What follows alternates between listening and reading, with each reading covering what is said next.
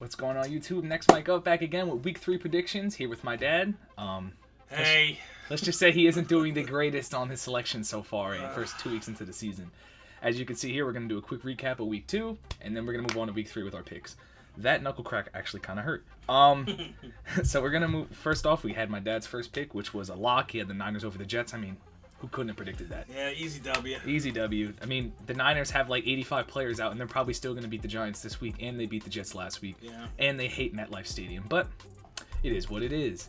Now, with my lock of the week, I had who did I have? I had the Kansas City Chiefs, as you can see on the screen, and the Chiefs did not cover, so I didn't get a point for that. He got 1 point for the Niners. I did not get a point for the Chiefs Chargers because the Chargers actually put up a great game against the Chiefs. Great first start for Justin Herbert as a rookie.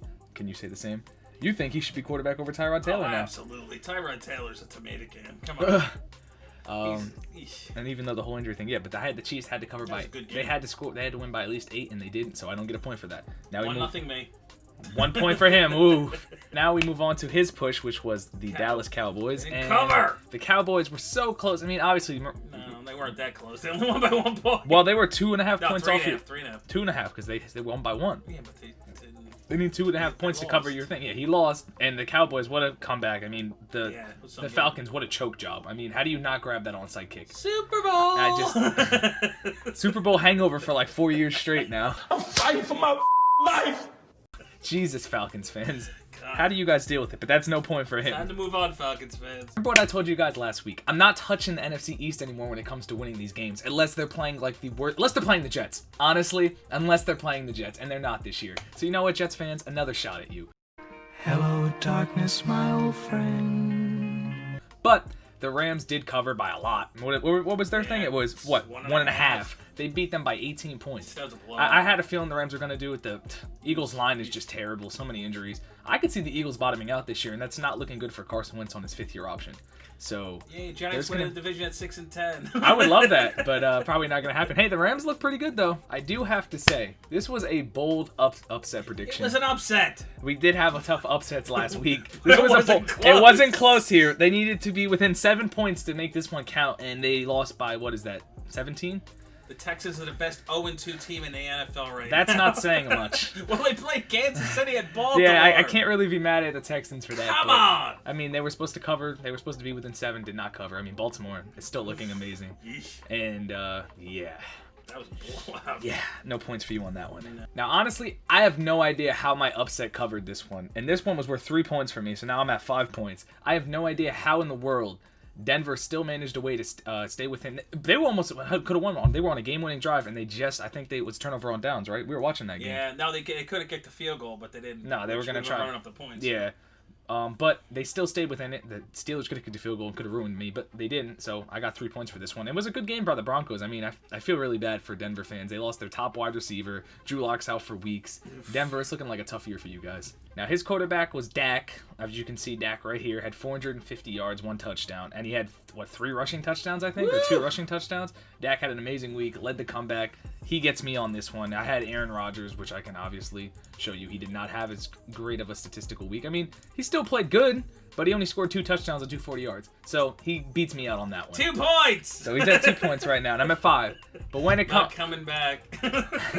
But when it comes to wide receivers, I had Mr. Mike Evans, who just feasted on Carolina's secondary with 7 receptions, 104 yards, and a touchdown.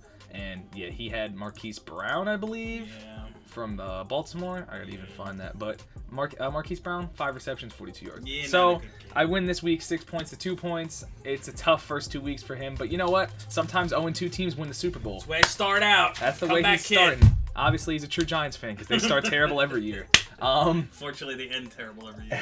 Okay, and now his lock of the week will be the Indianapolis Colts playing the, I said it, New York Jets. The 0-16 New York Jets. Worst team in the NFL. And they're giving the Jets 11.5 points. I haven't seen like a line like this. 11.5, like really, Jets? And I'm still taking I understand you have no receivers and Le'Veon Bell's out, but I mean, like, come on, man. The Colts have looked rough. I mean, they were able to beat Minnesota, who's looked even rougher. Yeah, but Jets are so bad. I mean, and what is it? It's how many points? 11.5, right? Yeah. It's going to be a tough cover, but it's not. I don't know. 11.5 is a lot of points. I don't know. But the Jets' offense has literally had nothing. No. I feel so bad for Sam Darnold. But Yeah. moving on to my lock. Now, my lock is Tampa Bay. I would say it's a tougher pick. What do I have? I have 6 points they have to win by. So, I mean, Denver, obviously no Drew Lock, no Cortland Sutton. I mean, I can just, no Von Miller. Like, I could just keep listing. You know, it's kind of, even in Denver, Jeff Driscoll versus Tom Brady. That's not a tough lock. Tough lock, Drew Lock. Tough lock, yeah, go. But, yeah, this was not a tough one. I think Tampa Bay, again, this is going to be an easy game for them. Denver's really beat up. I don't even know how they're going to score points, honestly. Now tell us who your push is. You know, last week you had Houston. This week you're going against... you're going against Houston. Yeah, because Houston just hasn't done me any favors. I'm thinking Pittsburgh Steelers at home. I said, it's 4 points. I said, to me, you know what? The Steelers are going to win at home. I feel bad for the Texans going to have 3 really tough teams in a row, but... I got a feeling they're going to be 0-3 after this week. Yeah, but you know what? I still wouldn't count them out of the division. No, I'm not. I think, was it last year or 2 years ago they started 0-2 or 0-3 and then they won the division? It's a push. I mean, again, that's a coin toss on that game. And both teams are and it's 4 points. Really good teams. Yeah, I mean, I feel bad. Houston. Just think about being a Houston Texans fan. Starting out at Kansas City, then playing Baltimore, and then playing the Pittsburgh Steelers in Pittsburgh. Like... You're versing virtually the top 5 teams in the NFL at this current state of moment. Yeah. 3 of them. So I really feel bad for Houston. And I can't even say this is completely with Bill O'Brien trading DeAndre Hopkins, everything like that. I don't think this is fair to even look at that yet. No. Because 3 of the toughest opponents to start your first 3 weeks is not a good start for you guys. And then I have the Saints by 3 points for my push. Going against Green Bay, I still think Green Bay is one of those teams from last year that was like a paper tiger. They went to the playoffs and then they were able to beat a pretty, a Vikings team that came off of a very big high off of after beating did they beat the Vikings?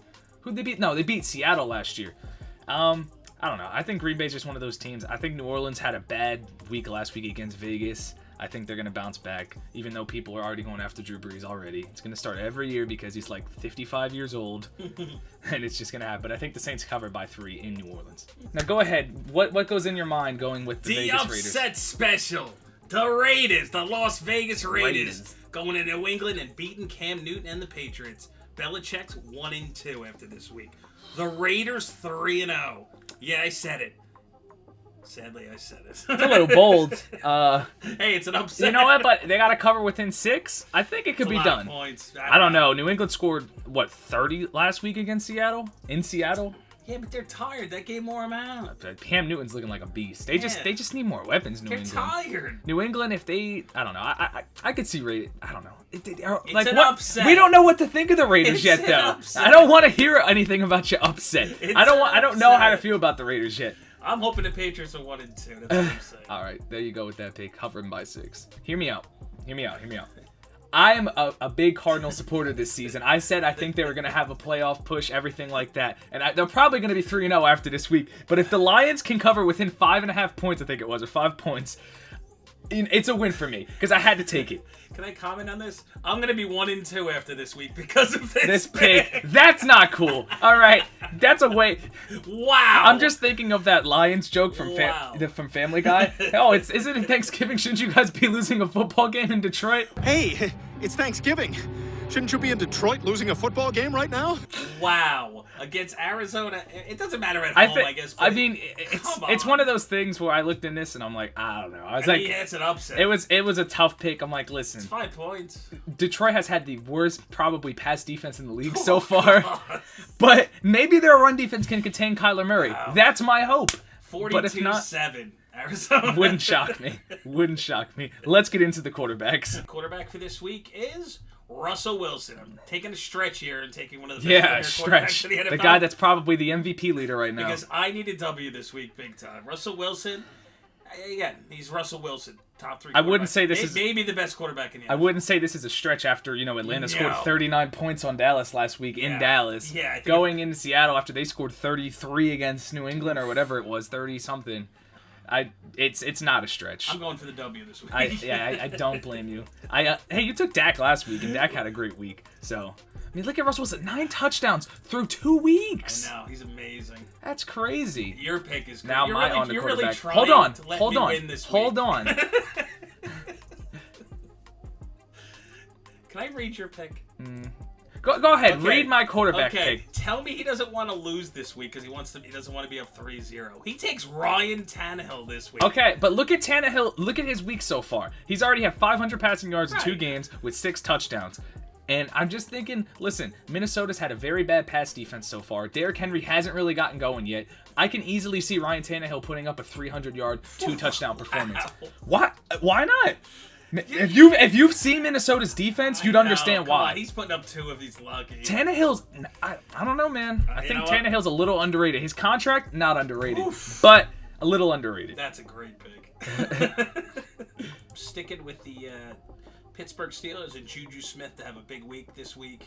Hoping Roethlisberger throws 150 yards, 200 He's going yards. with Mr. Just- Juju himself. Just to Juju, because that's all he did against the Giants. When He's he just played go in to week Juju. 1. Just go to Juju. Even though It's I've open. seen Big Ben kind of spreading the ball around so far this season. No, just Juju. Okay, I'm just saying, so far this season, they've thrown to Deontay Johnson, Chase Claypool, Juju Smith-Schuster, and James Washington. They got a pretty good receiving attack there. So, you know what? Just Juju. No, Juju. Stop with the Juju. Now, I'm getting bold here. With my wide receiver pick, I'm going with Devontae Adams. You know, one of the probably top 5 receivers in the league against a pretty bad Saints secondary so far. Oof, this is a tough pick. I mean, even though I'm taking the Saints, I know Devontae Adams is probably going to score like 2 touchdowns. Because just the way the Saints secondary has been, I'm going with Devontae Adams, no question there in my mind. But that's going to wrap it up for Week 2 predictions. Week 3, excuse me, almost slipped up there. Week 3, so far I'm 2-0, but we're going to keep moving forward on Going to it. be 1-2 after this week, guys. No. Don't believe in him. Don't hop on his bandwagon. Here I Stop. come. Don't hop on his bandwagon. This is my week. It's been The Raiders. Russell Wilson. Are you done? Are you done? Yes. It's been Next Mic Up. Appreciate you guys for watching the video, and let us know about our picks in the comments. Peace.